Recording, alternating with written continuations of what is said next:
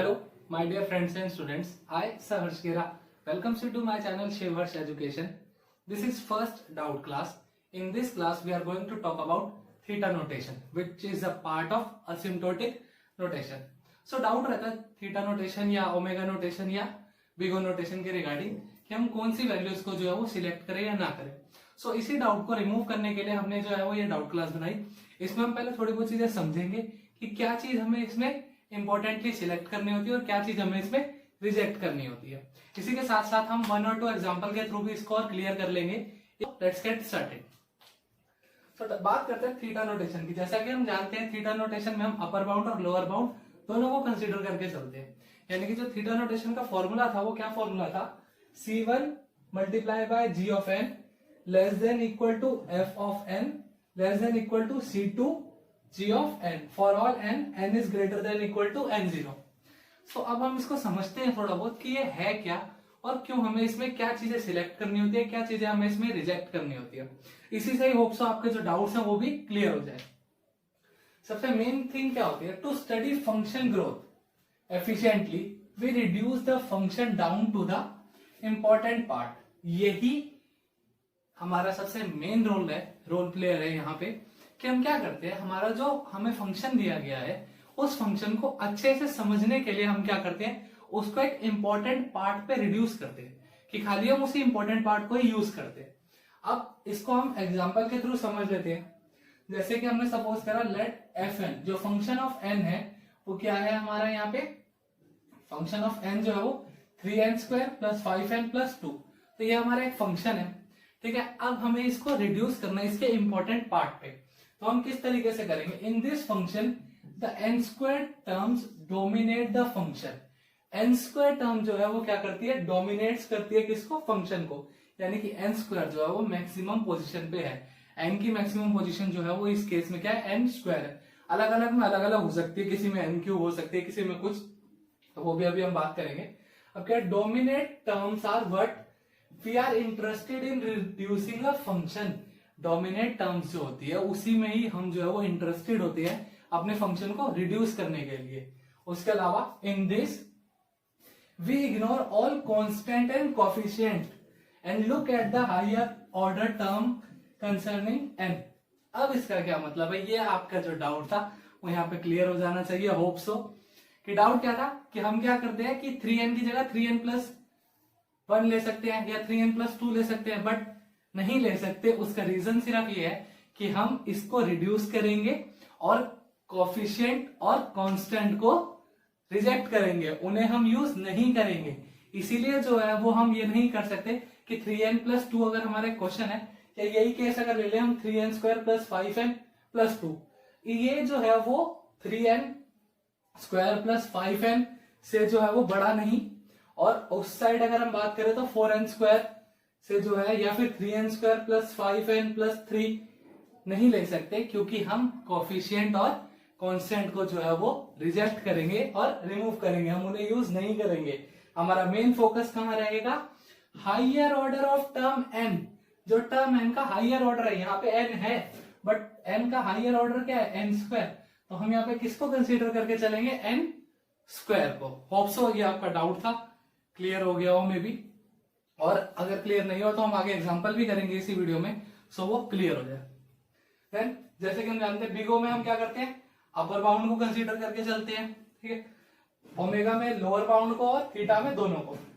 सो अगर और भी कुछ डाउट हो तो आप पुरानी वीडियो है जो मैंने इस पे बनाई थी पार्ट 5, वो मैं रेफरेंस या लिंक में दे दूंगा, लिंक गिवन कर दूंगा, उसमें से आप और क्लियर कर सकते हैं. सो अब हम बात करते हैं इसके एग्जाम्पल की. अभी हम जो है वो सिंपल केस ले रहे हैं, इसके बाद नेक्स्ट एग्जांपल में थोड़ा सा कॉम्प्लिकेटेड केस लेंगे कि इजीली जो है वो समझ आ जाए. हमने क्या लिया, fn जो है वो 2n प्लस 5. हमने किसमें करना है, थीटा नोटेशन जो है वो इसका चेक करना है, यानी कि अपर बाउंड और लोअर बाउंड को भी हमने कंसीडर करके चलना है. सो अब सॉल्यूशन करें. यहाँ पे fn क्या है, 2n प्लस 5. फॉर्मूला क्या था इसका फॉर्मूला था थीटा नोटेशन का C1 G of n less than equal to fn less than equal to C2 G of n for all n is greater than equal to n0. यानी कि ये वो term है कि n0 वो value होगी कि जहां से ये केस जो है वो ट्रू होना शुरू होगा. अब बात करते हैं C1 C2 ठीक है, क्या है हमारे, ये एक किस्म से हमारे कांस्टेंट है जो हम फाइंड करेंगे। और g ऑफ n क्या है, g ऑफ n यानी कि हमने वहां पे भी अभी पीछे भी बात करी थी कि हम क्या करते हैं, किसको कंसीडर करके चलते हैं, मैक्सिमम यानी कि एक किस्म से लिमिट हो गई, हम n की अपर लिमिट को जो है हम वो कंसीडर करके चलते हैं। और जो हम कंसीडर करेंगे वही हमारा क्या कहलाएगा, g ऑफ n कहलाएगा, अगर हम वहां से कांस्टेंट को हटा दे तो। जैसे कि इसमें n की मैक्सिमम वैल्यू क्या है, यहाँ पे देखा जाए तो 2n है एक टर्म, ठीक है। हमने क्या करना है, उसके साथ जो कोफिशिएंट या हमारे पास कांस्टेंट है वो हमें रिमूव कर देना है। तो 2n + 5 टोटल हमारी एग्जैक्ट टर्म है, हम कांस्टेंट को रिमूव कर देंगे और कोफिशिएंट को रिमूव कर देंगे, तो हमारे पास क्या बच गया, खाली n। तो n जो है वो हाईएस्ट ऑर्डर है यहाँ पे किसका, मेन काम हमें क्या करना है, हमारा जो n है वो क्या हो गया, अब g ऑफ n हम इसको कंसीडर करेंगे।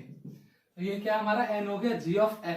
अब हम यहाँ पे पुट करेंगे इसको, तो g ऑफ n क्या हो गया हमारे यहाँ पे, n हो गया। अब C1Gn, अब हमें ये चेक करना है कि ये किससे बड़ी होगी और किससे छोटी होगी। सो 2n + 5 एक टर्म है, वो किससे बड़ी होगी, यानी कि हमने कंसीडर क्या किया, यहाँ पे अभी n की लिमिट को माना है, ठीक है, और काम क्या करना है 2n + 5, तो वो किससे बड़ा होगा, 2n से, क्योंकि जब हम वहां पे काम करेंगे, अब यहाँ पे काम करेंगे, c हो गया हमारा, बेसिकली हमें देखा जाए तो C1 C2, तो 2n + 5, हमने अगर इसको रिजेक्ट कर दिया, हमने सिर्फ सपोज करके चलना है कि ये यहाँ पे है, बट जब हम अपना C1Gn लेंगे और C2Gn लेंगे, वहां पे हम इसको नहीं कंसीडर करेंगे, सिर्फ फर्स्ट n को ही कंसीडर करेंगे और n के साथ जो होगा उसको कंसीडर, तो जो होगा ये वो किससे हो गया, 2n से, और ये किससे छोटा होगा, 2n + 6 हम कर नहीं सकते क्योंकि कोफिशिएंट और उसको हमने यहाँ पे लेना नहीं होता, तो हम इस पे क्या रखेंगे, 3n को। सो अब हम इसको कंसीडर करके चलेंगे कि फॉर 1, अगर हम n को 1 रखते हैं तो ये क्या हो गया, 2, 7 और 3, तो कंडीशन जो है वो भी फॉल्स है, यानी कि ट्रू नहीं हुई। फिर हमने जब n को 2 रखा तो 4, 9 और 6, फिर भी कंडीशन फॉल्स है। अब जब हमने n को 3 रखा, 6, 11, 9, अभी भी कंडीशन फॉल्स है। फिर जब हमने n को 4 रखा तो क्या हुआ, तब भी हमारी कंडीशन फॉल्स है। और जब हमने 5 रखा, 10, 15, 15, 15, 15 दोनों बराबर होते हैं, तो इसलिए ये कंडीशन क्या हो गई, यहाँ पे ट्रू हो गई। अब एक छोटी सी ट्रिक बताता हूं, इसी बहाने क्लियर हो जाएगी। जब भी हम इस टाइप का, यानी कि 2n + 5, 7n + 6 जो भी टर्म हो, अगर वो सॉल्यूशन उसका फाइंड कर रहे हैं, तो सबसे पहला और सिंपल आंख बंद करके काम हम कर सकते हैं। जैसा कि ये केस है 2n + 5, इस पे जो है वो करेक्ट वैल्यू कहां पे आएगी, 5 पे, जैसा कि हमने अभी कंसीडर किया, 5 पे जो है वो हमारी एग्जैक्ट वैल्यू आएगी। आप ट्राई करके देखना, अगर 3n + 5 को छोड़ देते हैं क्योंकि 5 हमने ले लिया, 3n + 3 रखते हैं तो वैल्यू कहां पे आएगी इसकी, n = 3 पे, ठीक है। और अगर 7n + 8 होगा तो कहां पे वैल्यू आएगी, 8 पे। अगर यकीन नहीं होगा तो आप इस टाइप के क्वेश्चंस को ट्राई करके देखना, और एग्जैक्टली आपकी वैल्यू जो है वो इसी पोजीशन से ट्रू होनी स्टार्ट होगी। सो n की वैल्यू 8 हो जाएगी इस केस में, n की वैल्यू जो है वो 3 हो जाएगी, n की वैल्यू जो है 5 हो जाएगी इस केस में। सो ये हमारा एग्जांपल था। अब यानी कि fn हमारी क्या क्या कंडीशन हो गई, n > 5, n0 की वैल्यू मिल गई हमें 5 से, तो 5 से जो है वो बराबर या ऊपर की वैल्यू जो होगी वो n होगी। C1 हो गया हमारा, C1 क्या मिला हमें यहाँ पे, 2 मिला, और C2 हमें क्या मिला यहाँ पे, 3। सो ये हमारा एक सॉल्यूशन था। होप सो क्लियर हुआ। एक और एग्जांपल लेते हैं, ठीक है, वो इससे थोड़ा कॉम्प्लिकेटेड रखेंगे कि ताकि जो है वो और आसानी से क्लियर हो जाए। So the second example is 3n² + n + 5। ये जो है हमारा वो सेकंड एग्जांपल है इस केस का। अब जैसा कि हमने बात करी थी, हमारे लिए क्या चीज इंपॉर्टेंट होती है, हमारे लिए इंपॉर्टेंट होती है n की अपर लिमिट। तो इस केस में n की अपर लिमिट क्या है, n है और n², तो अपर लिमिट क्या हो गई, n²। तो यानी कि हमारा g ऑफ n क्या हो गया, g ऑफ n हो गया हमारा n²। तो g ऑफ n क्या हो गया हमारा, n²। फॉर्मूला हमें पता ही है, ठीक है, C1 g of n ≤ fn ≤ C2Gn। अब अगर हम बात करें बिग और ओमेगा की, तो हाफ ऑफ केस कर लेंगे तो भी हमारा जो है बिग और ओमेगा जो है वो क्लियर हो जाएगा, ठीक है। तो अब बात करते हैं वापस से इसी पे आने की। फंक्शन था हमारा 3n² + n + 5, क्योंकि हमें g of n, C1 g of n या C g ऑफ n लेना होता है। g ऑफ n जो हो गया वो हमारा हायर लिमिट हो गई किसकी, n की, और c जो है वो हमारा कांस्टेंट होता है। तो जो भी वैल्यू होगी फर्स्ट यहाँ पे वही हमारा पहला कांस्टेंट हो जाता है। तो अब जैसे हम इसको क्लियर करके चलें तो हमारा ये किससे बड़ा होगा, 3n² से जो है वो बड़ा होगा, और किससे छोटा होगा, क्योंकि हमें खाली n को ही कंसीडर करके चलना, तो n² है यहाँ पे, तो किससे छोटा होगा ये अगली टर्म से 4n² से। इसके बीच में हम कोई भी वैल्यूज को नहीं ले सकते क्योंकि वही चीज कंसीडर करके चलनी है हमें, n की अपर लिमिट।